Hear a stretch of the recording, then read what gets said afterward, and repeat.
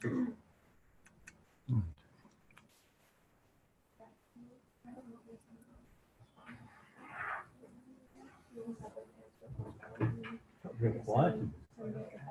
Yep. I know. I'm kind of the same way. Just do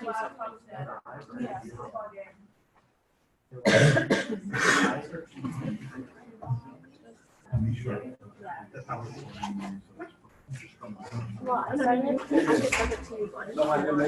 Okay. We'll wait for Hero. He's coming. He's got his bright yellow coat on. Okay. Can't miss it. What's that? Can't miss it. No. Oh, there he is. Yeah. Ah, The man in the yellow coat. Okay. Ready, guys? Ready. Okay. Good morning. Good morning. Missing a few today. Jacked up the weather. I guess so. One question about attending is, I think we got some like points from going to school. What's that? We got some point for attending or something. When are there like any rule about attendance? Attendance. Well, there's 5% for attendance over the semester. And if we had attendance for each class, that's about 0.1% per class. So if you have an excused absence, then you don't lose the 0.1%. If you don't have an excused absence, sure. But I'm pretty lenient on it. We have problems with poll everywhere sometimes, so I'm pretty generous. Okay. Yeah. You'll lose something for yesterday, but maybe. Okay. Before we start, and I mentioned this yesterday, the slide set for acid base was sort of repetitive. What I'm going to do, I'm not real happy with it, so I'm going to revise it, simplify it, and I'm not going to take the other slide set off because I'm not going to repost. I'm not going to record again, but I'll repost the slide set, and the new slide set is the one you need to focus on for the exam, not the other one. Okay, but the other one will still be there. That would be for the final exam. For the final, not for Friday. Right. Yeah. Okay. So, acute kidney injury. George Haas, Joseph Murray, two people who are really instrumental into some of the diseases that we're going to talk about. But we're going to come back to them in a minute because we've got to finish the serum creatinine and GFR first. So, talking about how do you measure renal function? And one of the main parameters is measuring glomerular filtration rate. And the best way to do that is measure the clearance of a substance that's freely filtered, not absorbed by the tubules, and not secreted by the tubules. To do that, to measure clearance, you have to take a 24-hour urine collection. And under normal conditions, that's really not practical if you're trying to measure glomerular filtration rate on just a routine basis. And so they came up with algorithms where you can use serum creatinine levels to get an estimate of glomerular filtration rate. Creatinine is used because it's produced at a fairly constant rate by the muscle. It is freely filtered at the glomerulus. It's not reabsorbed by the tubules. There is a little bit that is excreted by the tubules, so you get more in the urine than you actually filter, so you really get an overestimate. But in general, it's a fairly good measure for estimating glomerular filtration rate. You can do it from the clearance, but again, you have to have 24-hour urine collection, so the serum level, methods are much simpler and easy to use on a routine basis.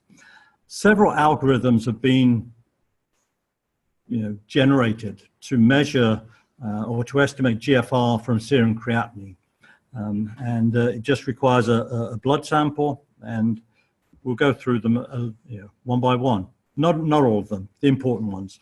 You should know the Cockcroft-Gault. It is the oldest of these methods.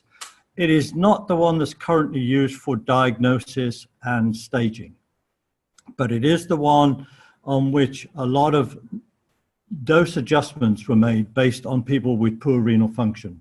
And so as pharmacists, this is the one you need to know.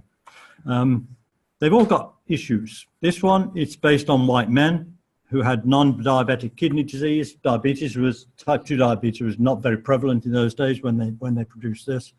There's a correction for gender, but not for ethnicity. The next one was the modification of diet in renal disease, the MDRD, and this one is still used quite a lot. And it's correct for age. So this one corrects for age and gender. This is age, gender, and also ethnicity. But there's no body mass correction on the MDRD, whereas there is on the Cockcroft Gold. And so this one tends to underestimate heavier people and overestimate GFR for lighter people. Other methods that you will see reported, the Schwartz method, this is used for pediatrics. And then the other important one is the CKD EPI, the Chronic Kidney Disease Epidemiology Collaboration. And again, this is for adults. It tries to account for age, for gender, and for ethnicity.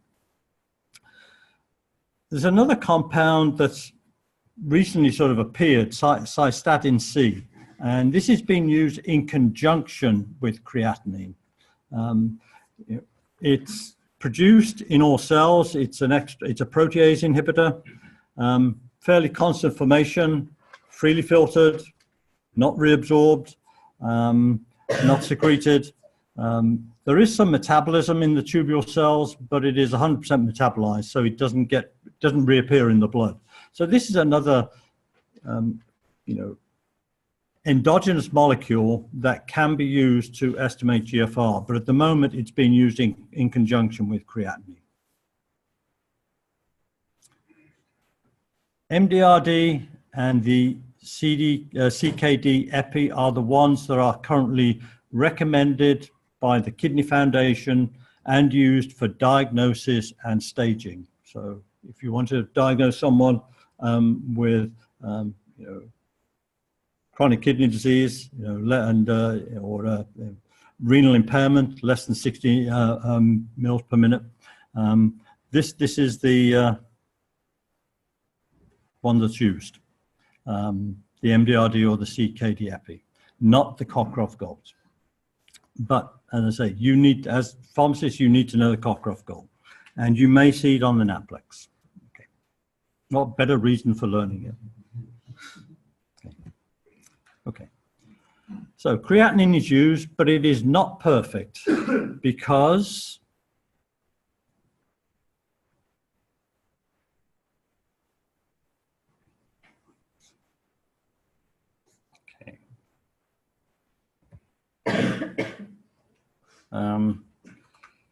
that's not the same answers, is it? Okay. Look at this one.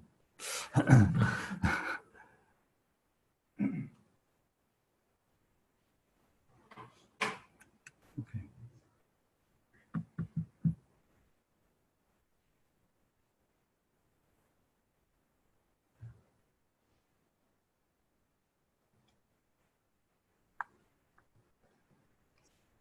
Okay.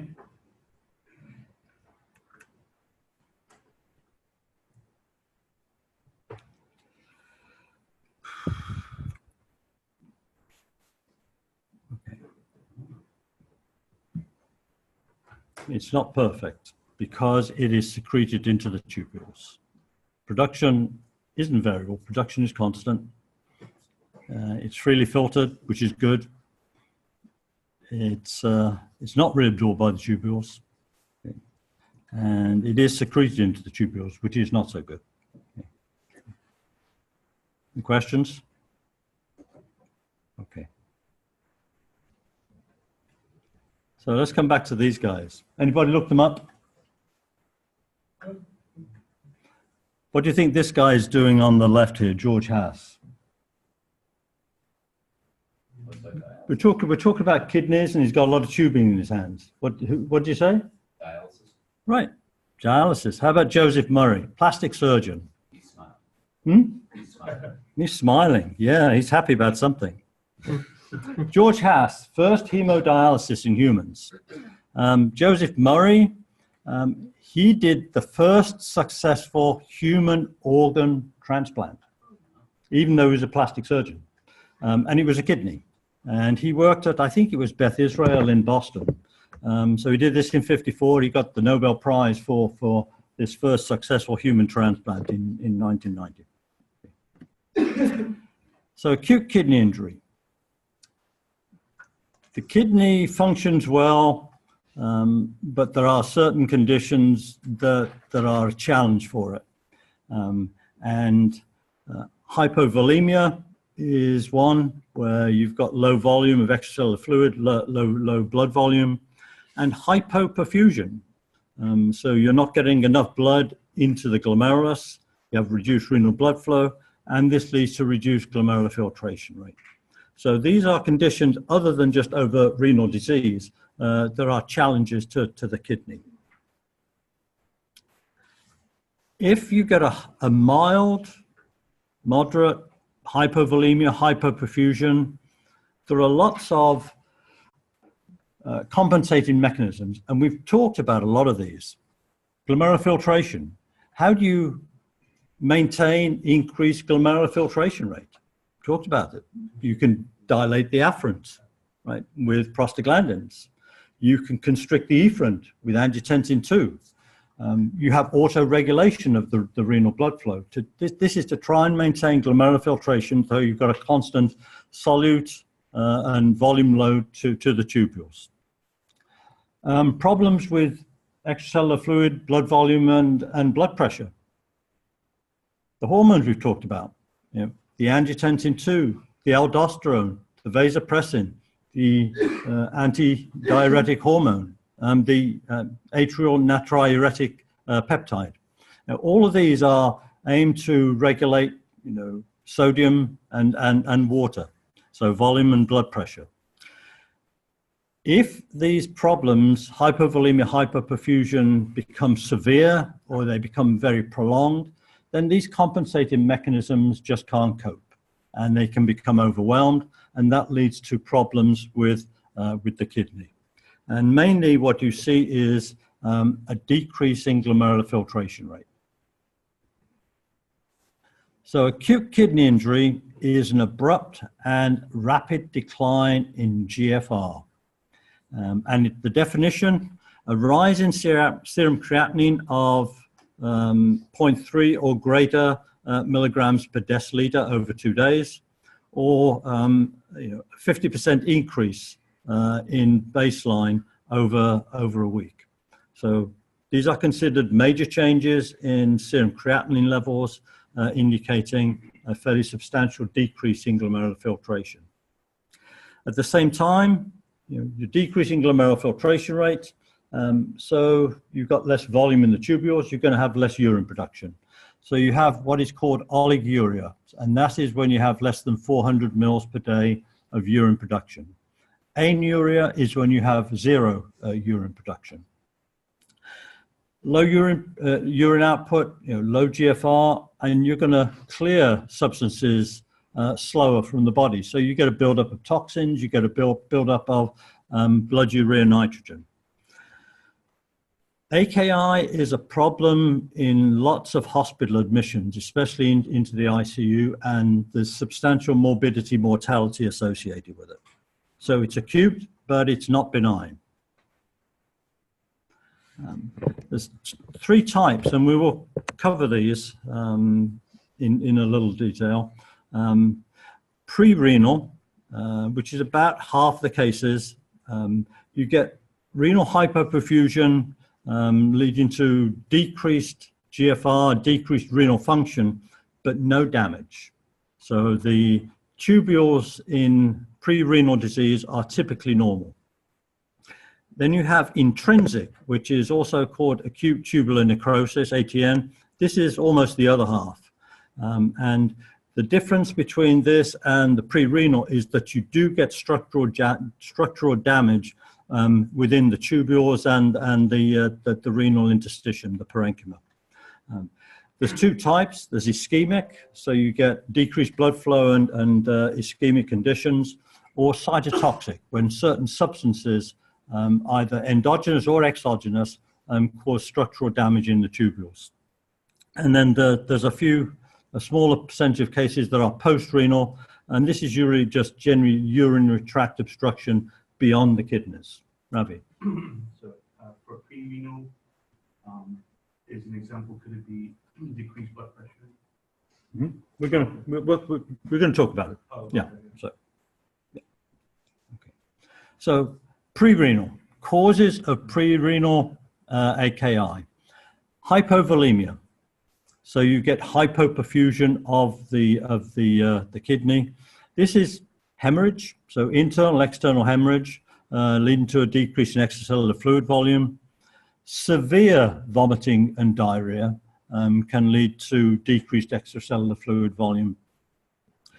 Renal fluid loss. So people that are being treated with diuretics, if they're being treated with too high a dose, one of the things that you're trying to do with a diuretic is, reduce fluid volume and eventually decrease blood pressure. But if you do too much, then you get hypotension, and that can happen with diuretics. Diabetes insipidus, due to a deficiency in which hormone? Vasopressin, right. So lack of vasopressin, lots of renal fluid loss. And then severe dehydration, decreased fluid intake.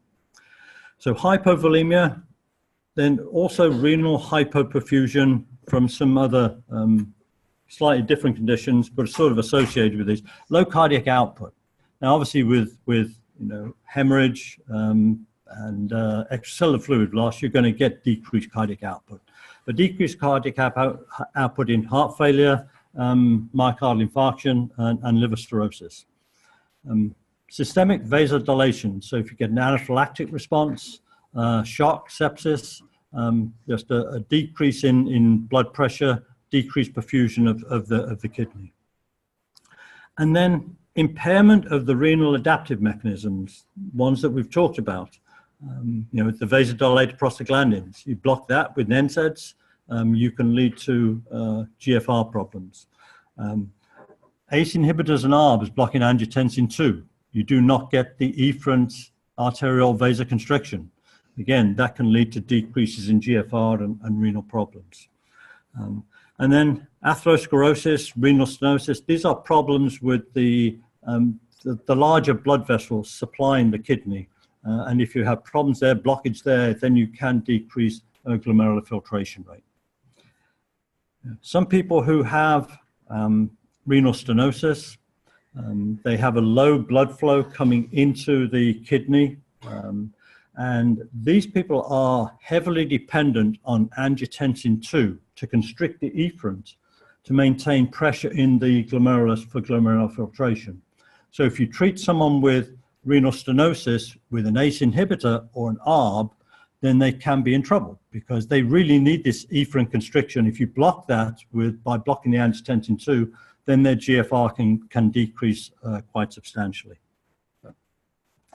And this shows that last bit in a few pictures. So normal conditions, afferent, efferent, hypoperfusion. So if you, this is the compensation. You increase vasodilator prostaglandin, so you can increase, you dilate here and increase the inflow. You get angiotensin II release, so you constrict the efferent, and so this increases the pressure in the glomerular capillaries. If you treat with NSAIDs, then you block this dilator effect. If you treat with ACEs or ARBs, then you can block this efferent vasoconstriction. And these conditions will maintain the GFR. And when you start treating with these drugs, then you can lose that compensating mechanism. Okay.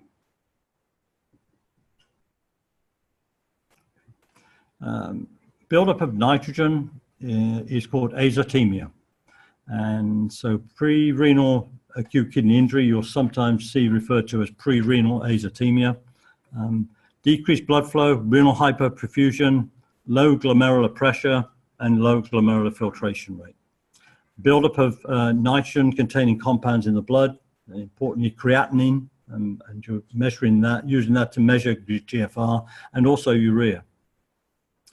If you look at the urine, there's low output because of the decreased GFR, but in pre-renal, there is low sodium and high osmolality. And what this shows is that you're able to resorb sodium and you're able to concentrate the urine. So this signifies that there is normal tubular function. So in pre-renal, you've seen the changes that you'd expect to see from low GFR because the tubular function is normal. So you get sodium retention and you get decreased water excretion. Because you've got a low GFR coming in, it's telling the kidney that we need to conserve water and we need to conserve the sodium. So you'll have mechanisms, angiotensin II, aldosterone, vasopressin, that will help reabsorb the sodium, reabsorb the water. So normal tubular function, and there's no, if you look at the kidney in someone with AKI, there's no tubular damage. We can skip over this. Yeah, you don't have to answer this, but let's just do it by a show of hands. Someone's got pre-renal acute kidney injury, taking an NSAID, reduces GFR because what?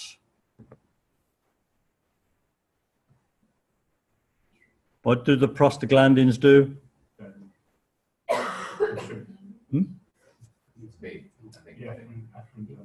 What's that? Insert the afferent arteria.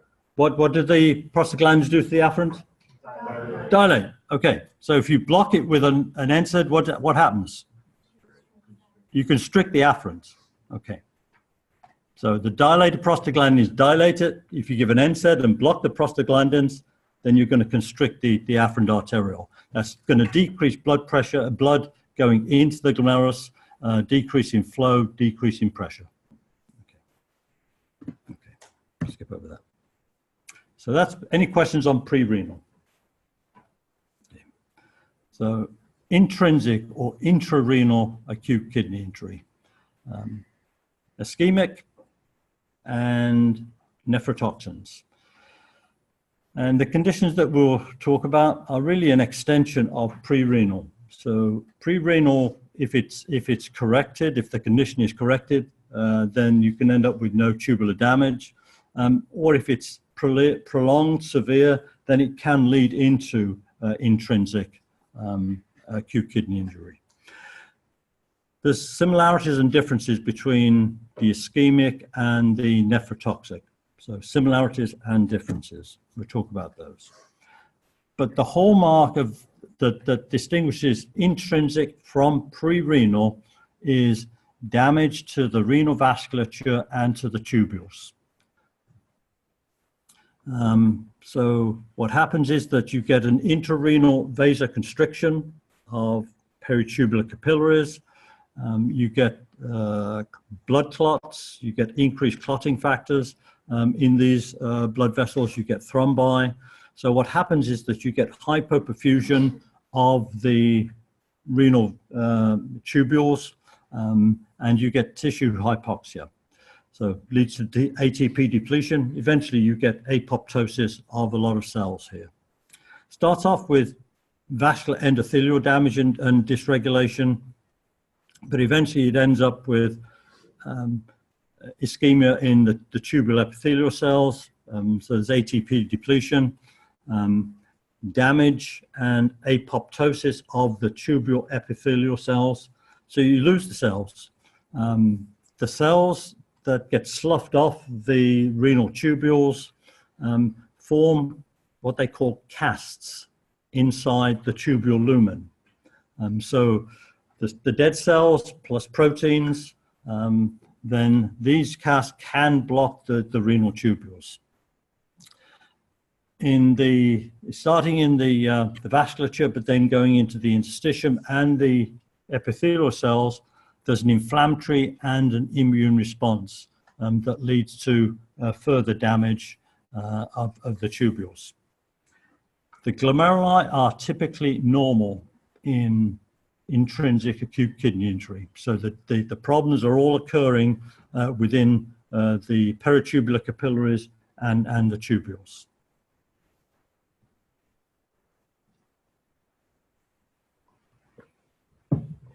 So let's focus on ischemic acute kidney injury.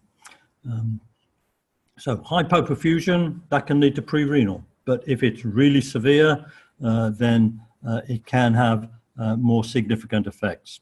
And really severe renal hyperperfusion in sepsis, septic shock, major cardiovascular surgery, again, severe hemorrhage, external or internal, can lead to ischemia. Burns and acute pancreatitis. And then if you get atherosclerosis of the really large renal vessels, you can have a major decrease in renal blood flow, can lead to ischemic. And I say, it can start off with pre-renal, but then if it is prolonged, severe, it can lead into ischemic acute kidney injury. The damage in the tubules is mainly in the last part of the proximal tubule and the first part of the thick ascending limb of the loop of Henle. And this is the lower part of the tubules that has active ion transport. Below that, you've got the thin loop of Henle, and there is no active water transport there, no active ion transport, so there are no transporters. So there's less need for ATP. But in the last part of the proximal tubule, you've got a lot of transporters. In the thick ascending limb of the loop of Henle, you've got the sodium potassium 2 chloride transporter. Lots of ATP needs here. And so the ischemia really damages the tubule cells in these two areas. And this is, this is getting down towards the outer medulla, getting down towards the tip of the medulla.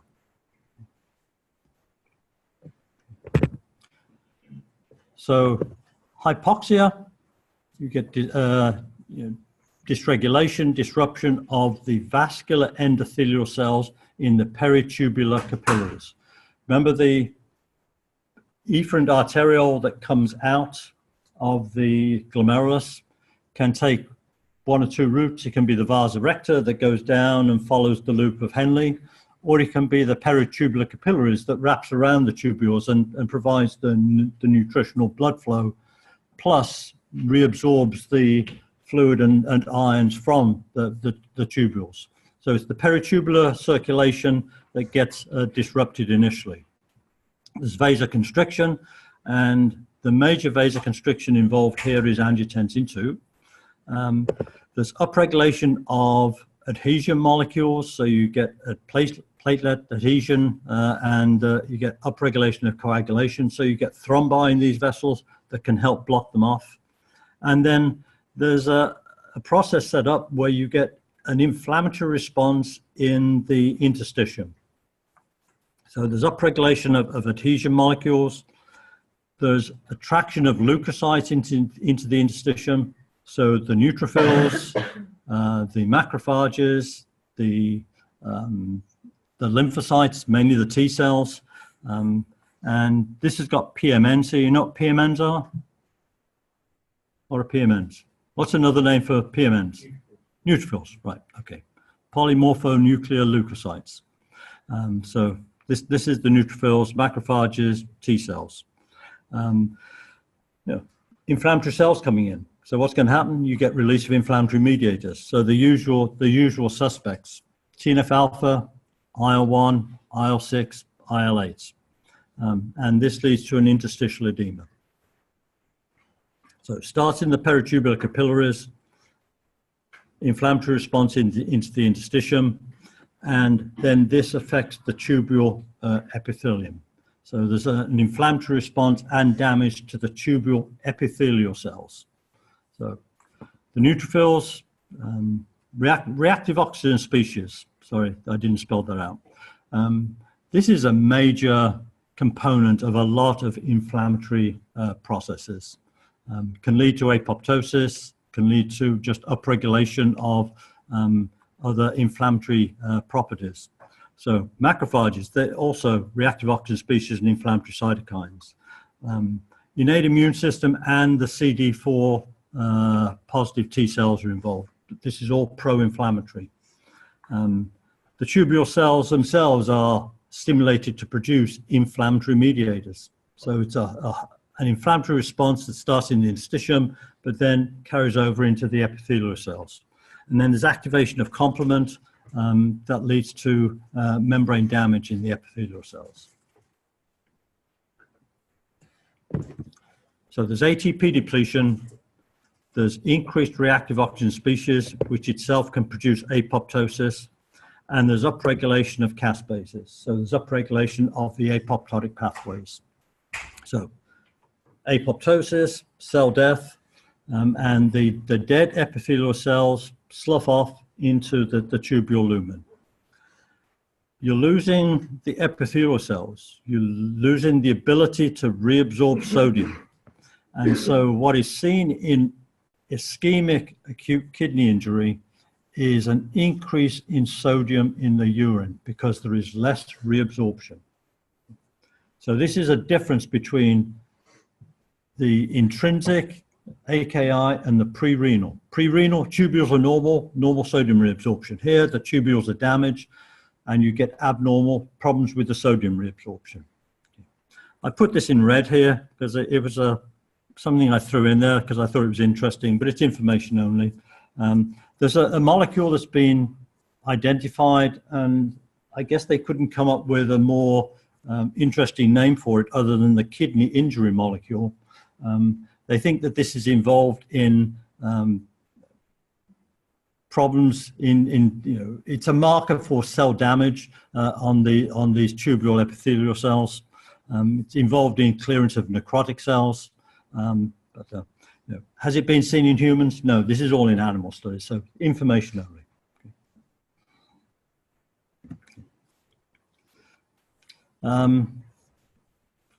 The intrinsic acute kidney injury goes through sort of stages. There's an initiation where you get the initial damage and you start losing the epithelial cells, and sodium absorption starts to go down because of the tubule damage, so you start seeing increase in sodium in the urine. It then becomes sort of stable. GFR is stable but still reduced, so there are still problems in terms of sodium reabsorption, but there's no further damage. It sort of becomes, it's a prolonged but maintenance stage where everything is stabilized. And then as the repair process starts to kick in, then the repairs start to replace the injured parts of the system. What happens first is typically that there's a return of glomerular filtration first, and there's still some renal damage. And so initially, when you start to get the GFR coming back to normal, but you're still repairing the damage in the tubules, you get a diuresis because GFR is increasing, so you're filtering more fluid, but the tubule still can't reabsorb enough of it. And so you get an initial diuresis, and then as the tubule function comes back to normal, then the diuresis disappears.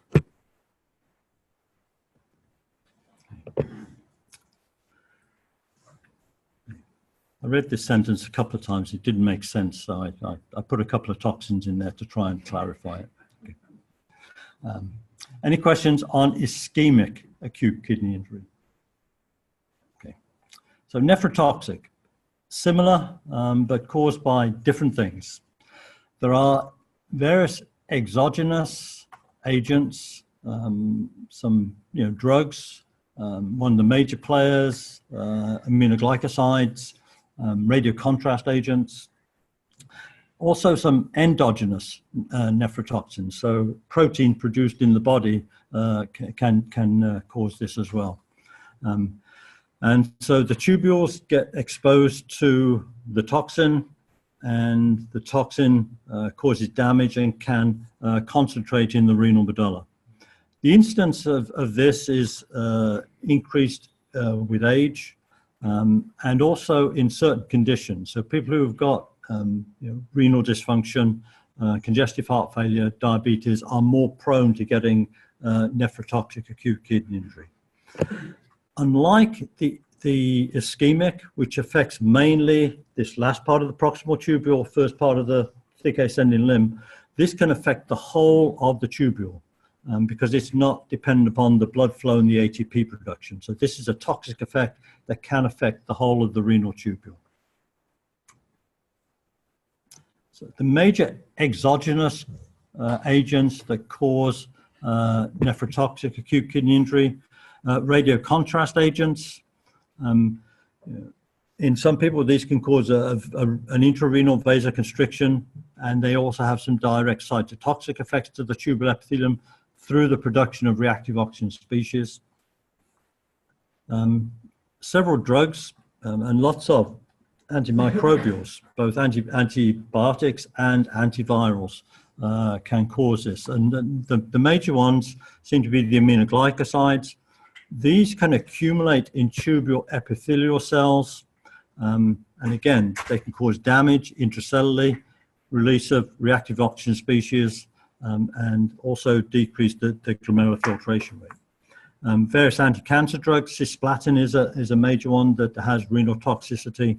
Again, accumulates in the tubule epithelial cells and causes cell necrosis and apoptosis.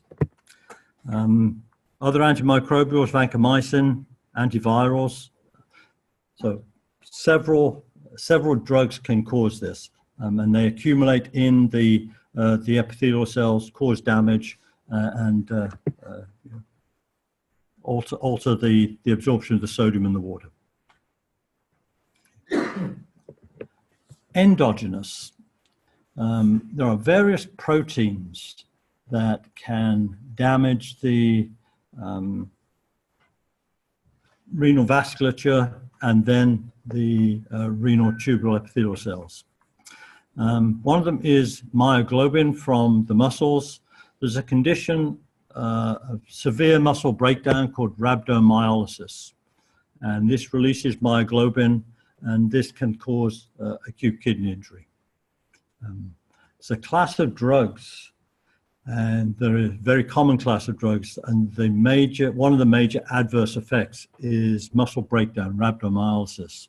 Statins. Statins, one of the most common adverse effects of statins is muscle weakness. And they do have some major effects on muscle, and in some people, they can cause severe muscle breakdown called rhabdomyolysis. Hemoglobin. So if you get red cell hemolysis, you release hemoglobin. This can cause problems in the renal tubules. What's the process? Oh, and multiple myeloma. Multiple myeloma is a cancer of the bone marrow, has major effects on the bone, but it also produces proteins called multiple myeloma light chain proteins. They're also called Bence-Jones proteins. So this is old Henry Bence-Jones here. He was the first to describe these proteins seen in multiple myeloma. What happens when these proteins, cause the damage? They produce, first of all, intrarenal vasoconstriction. So it's like an ischemic response. This is decreased nitric oxide. There is direct tubule toxicity. So these proteins can directly damage the tubule epithelial cells through the release of reactive oxygen species. And they can also bind to other proteins that are in the kidney tubules. We'll talk about these more in a minute. You ever heard of the Tam-Horsfall protein? Okay, this is a protein that is produced by the epithelial cells in the loop of Henle. They don't know what their function is, but they are in the tubule. So these are proteins that are normally seen in the urine. But one of the things is that they can bind to other proteins and to cells, and they become an integral part of these casts that are seen in the tubules. And so they can cause blockage of the tubules just by a physical obstruction. Urate, high uric acid can crystallize in the tubules and cause tubular obstruction. So people who have gout are more prone to getting this and having this kidney damage by high uric acid levels.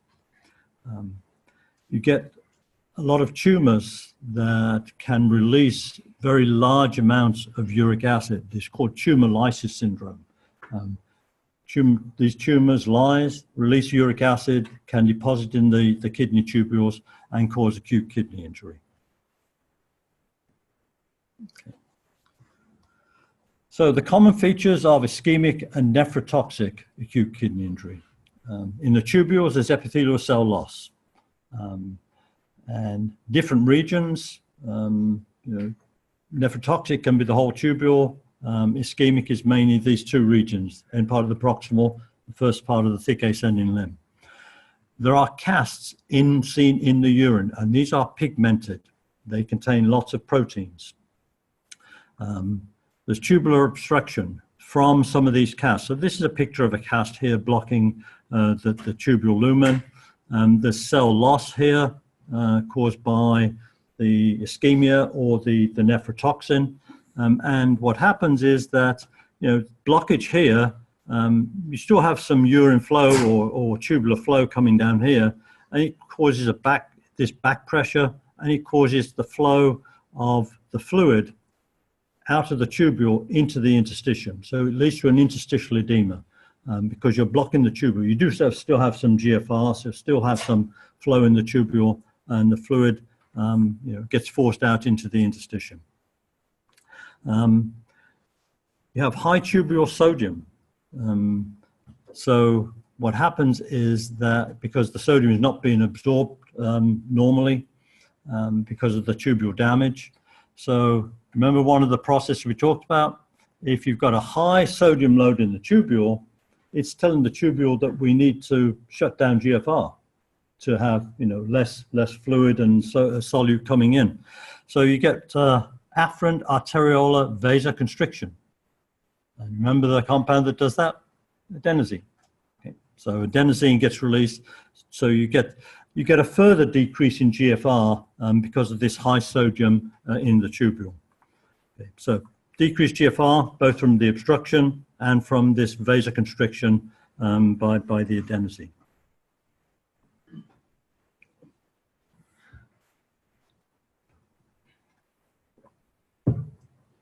This was my attempt at a bit of humor.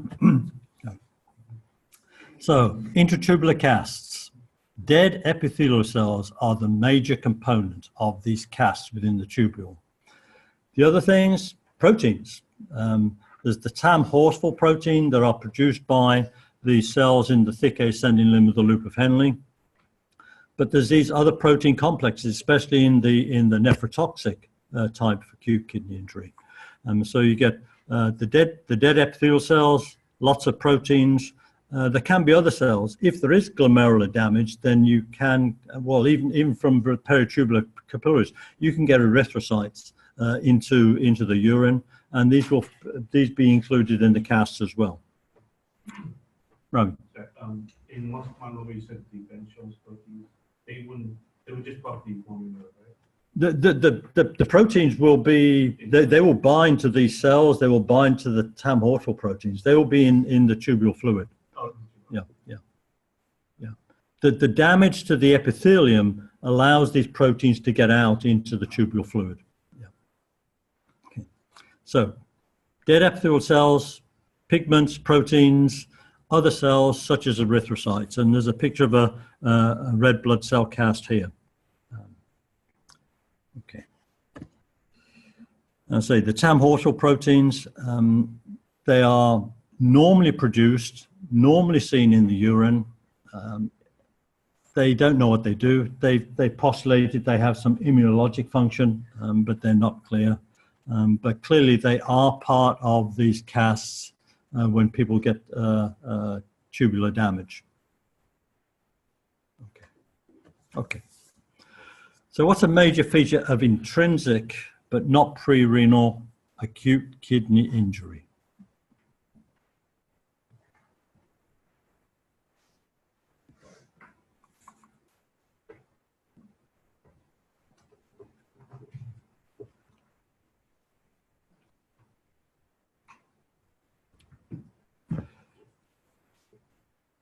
Do we need to stop it?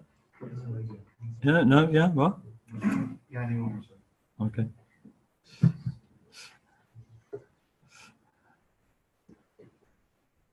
Okay.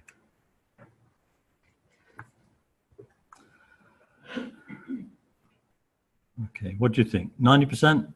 No. Oh, ooh.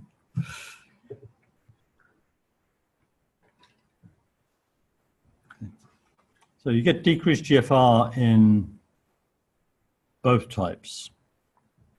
Acute kidney injury is a decrease in GFR. Damage to the glomerulus, we haven't talked about that, but typically the glomerulus is pretty normal in acute kidney injury. Pre-renal, decreased GFR, but no damage. So the one that is common, not common, is damage to the renal tubules. So this is not seen in either. This is seen in both, I'm sorry. This is seen in both. This is seen in neither. This is just seen in intrinsic. Oliguria, yeah, it's probably seen in both. Yeah. Okay. Any questions? Okay.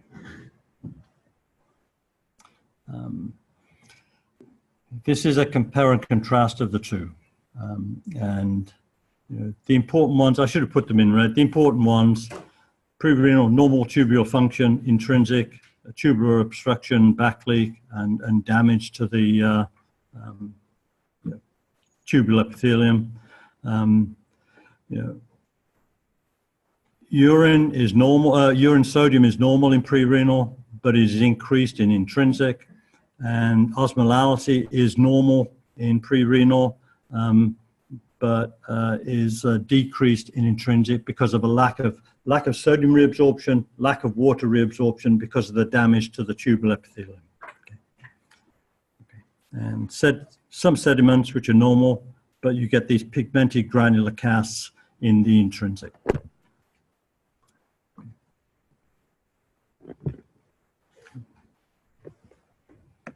So AKI, compensating mechanisms overwhelmed, pre-renal, hyperperfusion, normal tubular function, intrarenal, intrinsic, severe or prolonged hypertension leads to tubular damage, either ischemic, nephrotoxic.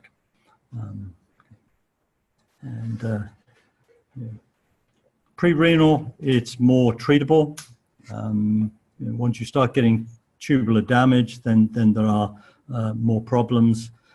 And you know, final treatment for people with intrarenal is the two guys on the first slide, you know, renal dialysis or renal transplant.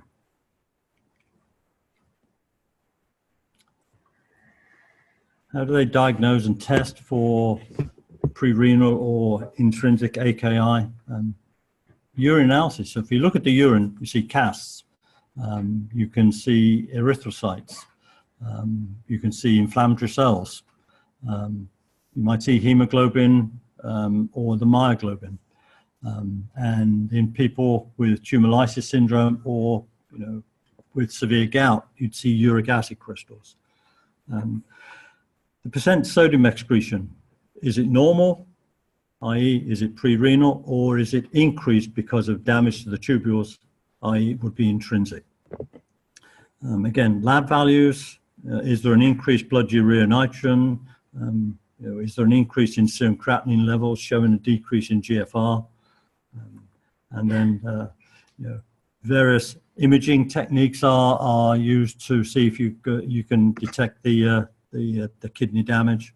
And as a last resort, they would do a renal biopsy.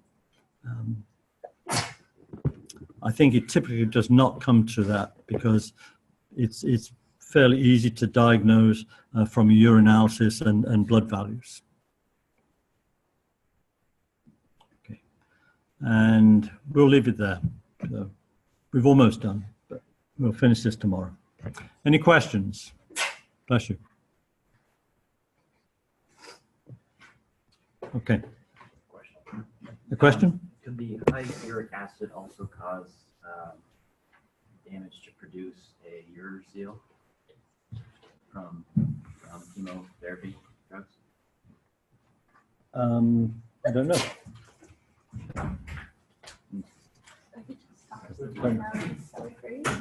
Would chemotherapy drugs,